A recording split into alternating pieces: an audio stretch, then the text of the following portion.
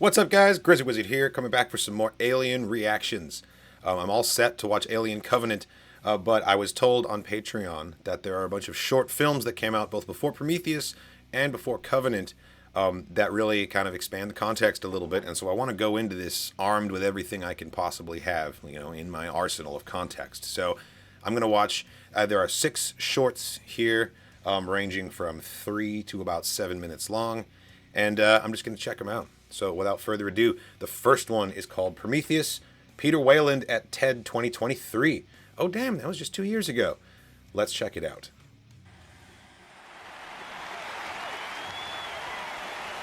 I'm glad he got a chance to do some acting outside of the prosthetics. T.E. Lawrence, eponymously of Arabia, but very much an Englishman, favored pinching a burning match between his fingers to put it out. When asked by his colleague, William Potter, to reveal his trick...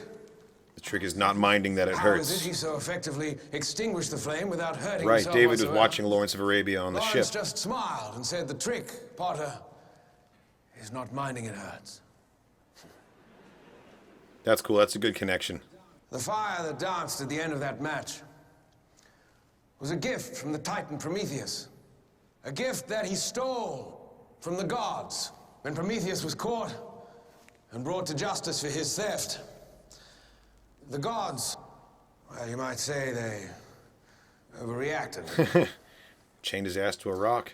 The poor man was tied to a rock. Had his liver As pecked an out. eagle ripped through his belly and ate his liver over and over, day after day. Greek mythology is pretty Ad hardcore, infinitum. actually. There's some wild stuff in there. All because he gave us fire. Our first true piece of technology. Fire. 100,000 BC, stone tools. 4,000 BC, the wheel. 9th century AD, gunpowder. Bit of a game changer, that one. 19th century, Eureka, the light bulb. 20th century, the automobile, television. This is a good TED Talk. nuclear weapons, It's also a really good monologue spacecraft, just for an internet. actor, 21st century, biotech, nanotech, fusion and fission and M theory. And that was just the first decade. We are now 3 months into the year of our Lord, 2023. At this moment in our civilization, we can create cybernetic individuals who, in just a few short years, will be completely indistinguishable from us. Which leads to an obvious conclusion. We are the gods now. And there it is. There's the crux of all the problems that happened in the movie. For those of you who know me, Listen to that murmur in the you crowd, will be too. aware by now that my ambition is unlimited. You know that I will settle for nothing short of greatness, or I will die trying. Yeah, For those pretty of much. you who do not yet know me, allow me to introduce myself. My name is Peter Weyland. And if you'll indulge me, I'd like to change the world. That would have been a cool reveal if I'd seen this before the movie, because we didn't know that this was Weyland until just then. Yeah, that was cool.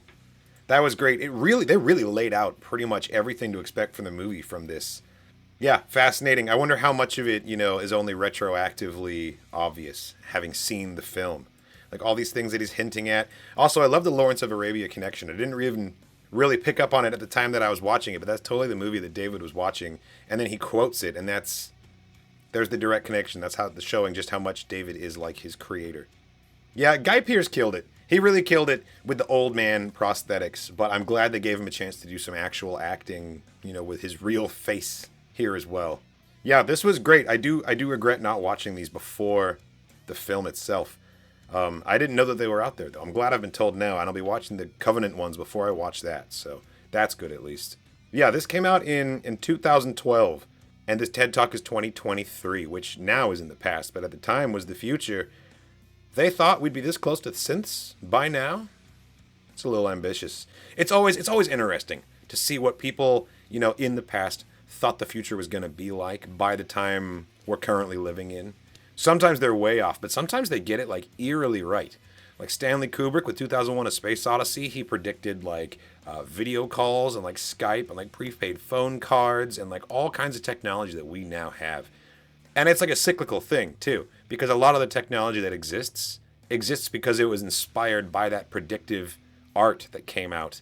Like Stanley Kubrick puts a prepaid phone card in 2001: A Space Odyssey, and then the guy who invented the phone card watched that film growing up and got inspired and came up with the idea. So like it's a chicken and an egg thing. It really is, and always has been. Like the people on the forefront of innovation are watching science fiction and getting inspired. And vice versa. Science fiction authors are hearing about new innovation and that inspires them to write their technologies. It's a really, really cool and fascinating thing. This was awesome. I liked this TED Talk. The next video is called Meet David. Okay, let's do it. What is it about robots that makes them so robotic? Man, Fassbender was such a good choice to play an At android. Weyland He Industries, killed it.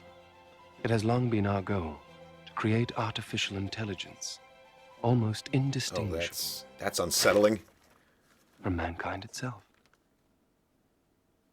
Hello, I'm David. What can you do? Oh, those were interesting little like I skull can do things almost behind him. anything that could possibly be asked of me. Are they decorative, or is that like what his synth I skull can looks make like your under there? organization more efficient. I can carry out directives that my human counterparts might find distressing or unethical. Is that I can blend in good with your thing? workforce effortlessly. David, what do you think about? I think about anything. Children play. God, he's so unsettling. The universe. Robots.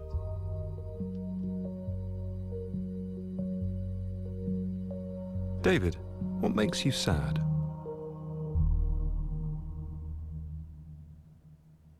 War. Poverty. Cruelty. Unnecessary violence. Oh, he's crying. I understand human emotions, although I do not feel them myself. He's just mimicking. He's just parroting it. This allows me to be more efficient and capable, Or so we thought. and makes it easier. Because for I human maintain that David counterparts to interact. absolutely feels complex emotions. It was just an Is there unintended anything side product, so you'd no one like thought to he say, could. David?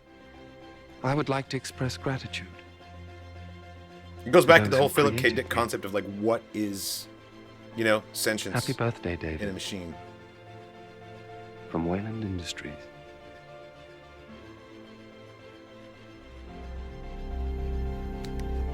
Eighth It has the generation energy of like Weyland type. a really manic Apple Technological. commercial.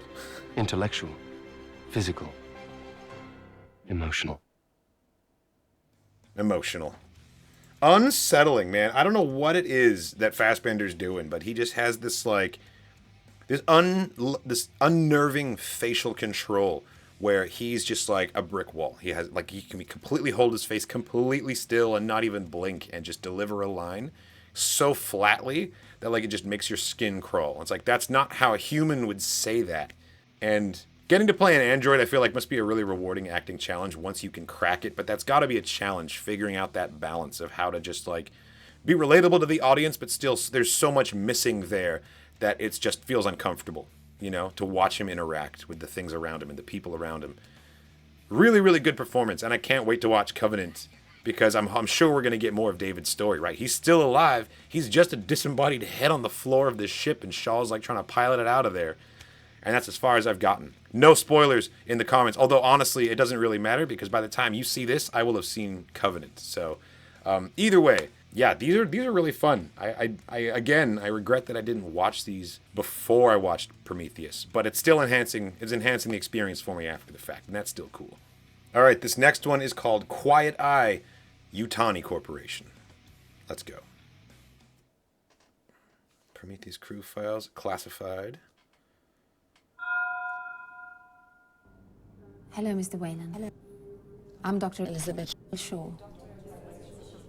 If that name sounds familiar to Is this her, like, initial proposal, reaching out to him for the grant funding for the mission? I think you people were hoping I'd give up. I'm not good at giving up. I'm an archaeologist. I have doctorates in paleontology, archaeology. What is going on human with the ethology, camera? and genetics. This is creepy. This is not who I am. It's simply what I know. I It's make showing all the distinction, different people sir, that have applied for because this. there's a difference is what a scientist knows and what they believe. That difference is proof. Quiet eye photo polygraph All the science in technology. the world will never give us the answers we really want. Where we came from. It's like a visual lie detector test. It's making sure that Everyone's she's being left truthful. I believe there's a place where every one of those questions could be answered. I believe I know where that place is. I need you to get me there. If you don't respond, sir, I completely... Gaze aversion, I'll be coercion, sending this honesty. Look, transmission again tomorrow. it's totally like analyzing her proposal and seeing if it's... That's fascinating and so dystopian at the same time. It's like you don't even have to talk to a person anymore. In the future, if you want to get grant funding for your project, you basically have to speak to an algorithm and have it assess your worth. Like, look at this: honesty, malintent, anxiety. These are the measures that it's collecting. 63% gaze aversion. The quiet eye, Yutani photo polygraph technology. Yeah, this is extremely dark and kind of adds some cool flavor and context to what the world is already like at this time. Like, we know that the Earth has not developed beyond recognition, right? Like, we had a scene in the Isle of Skye on Scotland. It says here that the SAT router is feeding this information from China, so China's still a thing. You know, the nations haven't been rearranged yet. What we learned in Aliens is that, like, the world is kind of controlled by a series of corporate entities, and we don't have nation states anymore. So that hasn't happened yet, and that's something that we can kind of glean from the metadata of this satellite transmission, I guess. Yeah, these are really cool, and this is a really classy way to present a lot of world building and exposition for people that are, like, already getting excited about the movie about to come out. Yeah, this one was interesting. Also the juxtaposition of Shaw here, kind of eager and earnest and hopeful and optimistic about the scientific discovery, like, and then you compare that to, like, you know, Shaw where we left her, just beleaguered and traumatized and just absolutely harrowed by the things that have happened, and, you know, clinging to life, you know, injured. God, the things that she went through, both physically and emotionally. But here, you know, she has that sparkle in her eyes. She's still excited. She's wearing the cross necklace. It's very prominent in the video, just showing, you know, how far it's gonna fall, man. Okay, the next one is called Mission Project Prometheus. Hello, I'm Andrea Bishop, testing and training specialist for Project Prometheus, Bishop, a huh? Weyland Industries special initiative. I have been authorized by the company to divulge more information about this mission. You see, the latest space exploration vehicle think she's a enabling this Sith. project Her name's is Bishop. not named Prometheus without a reason. Our founder, Sir Peter Weyland, has always been profoundly inspired by the Titan Prometheus. In fact, many see significant parallels between the Like, two. just in case you missed the TED Talk video. Like the Titan, Sir Weyland fashioned beings from nothing. And now, Sir Weyland has given us our fire, the ship he has reverently named Prometheus. Recently, the project acquired its genesis. So the ship itself is a Scientists Weyland Dr. invention. Shaw I didn't and realize Dr. that. Holloway uncovered a set of very relevant coordinates that will bring Sir Weyland's long-standing inquiry into the true origin of mankind to fruition. Weyland Industries will soon be able to give the world the greatest gift of all, truth.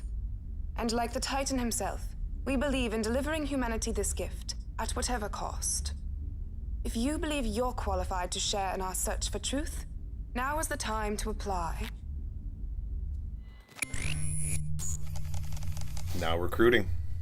If you wanna join the Prometheus crew, yikes! I don't know if I want to do that. Yeah, I mean, the folly of mankind is kind of really stated in this, at least in the lens of the movie, saying that, like, the greatest gift that humanity can possibly receive is the truth, right? Little do they know what the truth is really going to do to them. And it's like Voltaire said, right? Questions are a burden, but answers can be a prison to oneself. And I think that's really exemplified by what happens in Prometheus when we go looking for that truth, man. Huh. Yeah, interesting. So this is a character, this Andrea Bishop. This is a character that we never actually meet in the movie. Can't really tell one way or the other, but I'm going to assume that she is also a synth, just like David. And she could even be the progenitor of the Bishop line of synths, because we know later, what is it, like 60 years from now is the first alien, and then 54 years after that will be, so, you know, give or take a century or so, the next Bishop will be up and running. And then eventually running Yutani, right? The real Bishop becomes the CEO eventually. Yeah, this was a cool one. Okay, the next one is Weyland Industries Testimonial. Let's see. We're going to learn a little bit more about the company, hopefully. Let's do it. Jamie Rossi, Health Division, Luna Facility. Hello, my name is Jamie Rossi. For 5 years, I've been a nanotechnologist in the biomedical field office on Luna. On Luna, on the moon. Here. And Weyland truly is the best place to be if you're the entrepreneurial type. When they invest in an idea, they really invest in it. For example, earlier this year, I had a hypothesis that it's possible to create artificial muscles by spinning carbon nanotubes into helical yarns. I've never seen a project at any other lab get funded so quickly. And now my colleagues and I are working on engineering it for practical application. It just shows you that what we do here at Weyland matters. Not just... Yeah, it really does matter. Maybe not in the ways that you think. Entire worlds, even. It's a people business, and it makes me proud to say that I work for a company like Weyland. Weyland Industries. Together we can build better worlds. Ironic. It's a people-making business, right? Making sense. Recruiting at San Diego Comic-Con 2012. Man, I wish I'd been there. I bet they had some cool stuff for Prometheus. All right, this last one is just called Prometheus Transmission. Let's take a look. I really like all these little, like, fake user interfaces. They're really trying to take the aesthetics of the 1979 technology and sort of merge it with, you know, the sensibilities of 2023. Well, that was just the year of the TED Talk. This is all like the 2090s, right?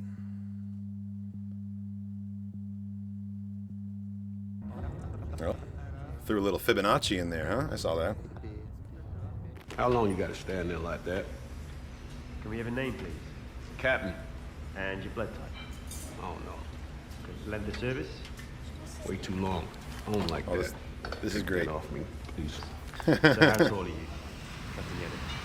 Yeah, just smoking a cigar. You can't smoke in here, Captain Yannick. Charlie Holloway. And what's your length of service, Dr. Holloway? These are great little vignettes to establish the characters, like what their personalities were like. And this is my first intergalactic mission. And your height, please? 6. Nah, I'm just kidding. It's 5'11". I wish it was 6. 6'1", can't relate. State chair. Maker unknown. Holland, circa 1760. Beautiful chair. Teapot. Lapis lazuli. Ettore Sottsass. Italy, Some 1972. neo-modernist nightmare. Dressing table. Armand Albert Rateau. France, circa 1925. That's hot. Mr. and Mrs. Andrews. Thomas Gainsborough. England, 1749. Glass chair. Shiro Kurumata. Japan, 19... Don't sit on it too fast. You're gonna die.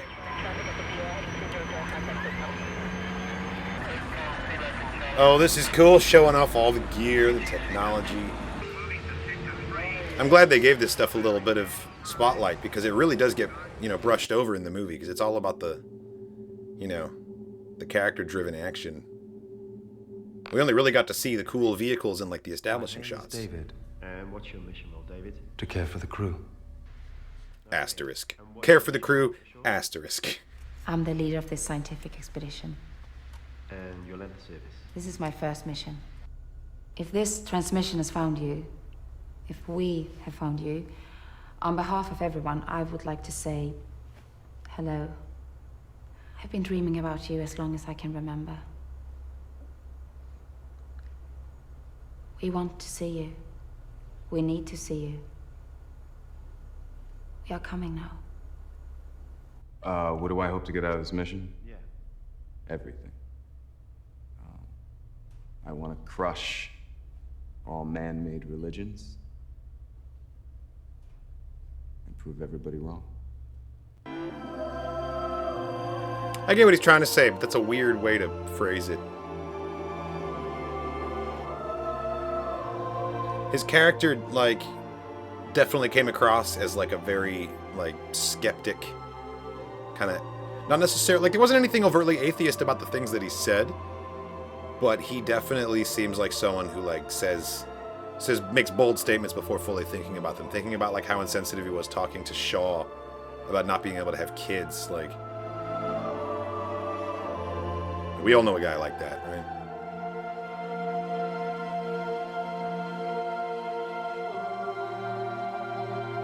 Gorgeous photography here.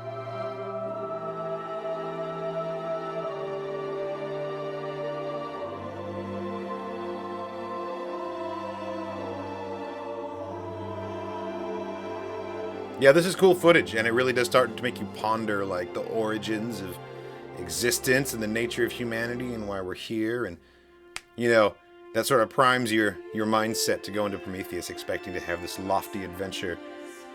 And then it just gets downright horrifying.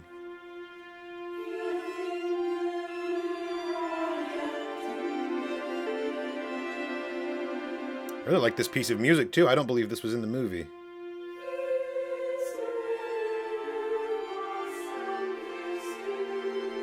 This isn't an original composition. This is definitely like a Handel piece or something.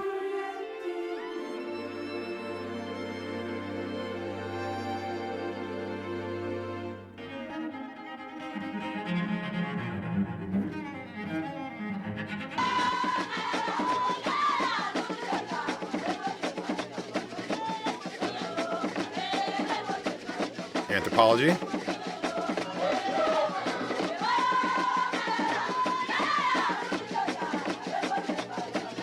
Hey, kendo. Nice. I did kendo in college.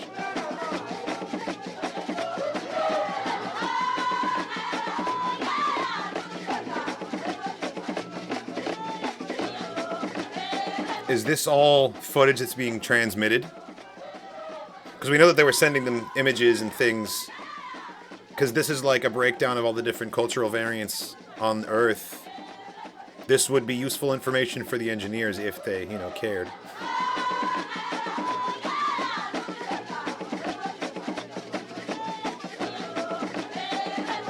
All the cultures of Earth in the West Village.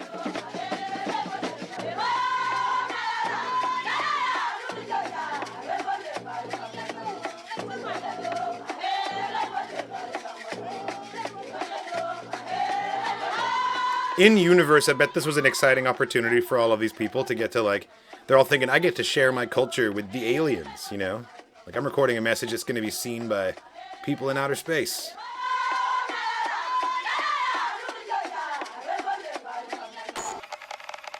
You know, humans thought it was an honor. This lofty goal that they had. Like Weyland said, where are the gods now? It's hubris. Hey, okay. No. This must be like a checking your lung capacity, your exertion and stuff. He passed out in the chair. Couldn't take the G's. That's great, because he's the one puking his guts out when they get out of cryo in the beginning of the movie, too. So, like, he doesn't travel well, clearly.